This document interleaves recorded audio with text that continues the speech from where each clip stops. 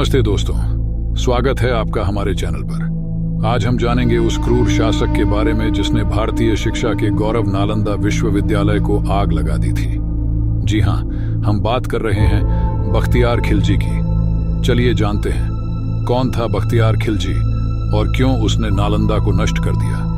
बख्तियार खिलजी का पूरा नाम था मोहम्मद बख्तियार खिलजी। वह एक तुर्की शासक था जिसने 12वीं शताब्दी के अंत में बिहार और बंगाल पर आक्रमण किया। उसका उद्देश्य था इस्लाम का प्रसार और भारत की संपत्तियों पर अधिकार करना। खिलजी ने कई युद्ध लड़े और बड़ी बड़ी विजयों के साथ अपना राज्य विस्तार किया, लेकिन उसकी सबसे प्रसिद्ध और कुख्यात घटना थी नालंदा विश्वविद्यालय का विध्वंस। नालंदा विश्वविद्यालय प्राचीन भारत का सबसे प्रतिष्ठित और प्रख्यात शिक्षा संस्थान था। यहाँ पर विभिन्न देशों से विद्यार्थी आकर ज्ञान प्राप्त करते थे। नालंदा में विज्ञान, गणित, धर्म, भाषा और अन्य कई विषयों पर गहन अध्ययन होता था। यह विश्वविद्यालय अपने विशाल पुस्तकालय और विद्वानों के लिए प्रसिद्ध था। यहाँ पर हजारों ग्रंथ और पांडुलिपियां संग्रहित थीं, जो भारतीय सभ्यता और ज्ञान की धरोहर थीं। लेकिन 1193 ईस्वी में बख्तियार खिलजी ने नालंदा पर आक्रमण किया।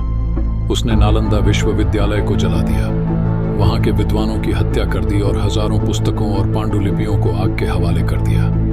इस घटना ने भारतीय शिक्षा प्रणाली को गहरा आघात पहुंचाया। कहा जाता है कि नालंदा की आग 3 महीनों तक जलती रही, जिससे उस समय की पूरी शिक्षा और ज्ञान का भंडार नष्ट हो गया।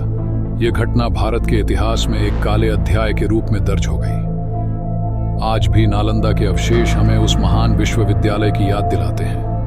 यहाँ पर खुदाई के दौरान मिले अवशेष हमें उस समय की समृद्धि और ज्ञान की झलक दिखाते हैं।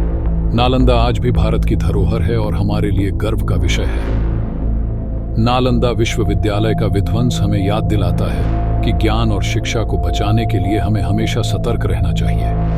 बख्तियार खिलजी जैसे शासक भले ही ज्ञान के भंडार को नष्ट कर सकते हैं, लेकिन ज्ञान की ज्योति कभी बुझ नहीं सकती। तो दोस्तों, यह थी बख्तियार खिलजी और नालंदा विश्वविद्यालय की कहानी। अगर आपको यह वीडियो जानकारीपूर्ण और रोचक लगा हो तो इसे लाइक करें, शेयर करें और हमारे चैनल को सब्सक्राइब करना न भूलें। हम जल्द ही मिलेंगे एक और ऐतिहासिक और प्रेरणादायक कहानी के साथ। धन्यवाद।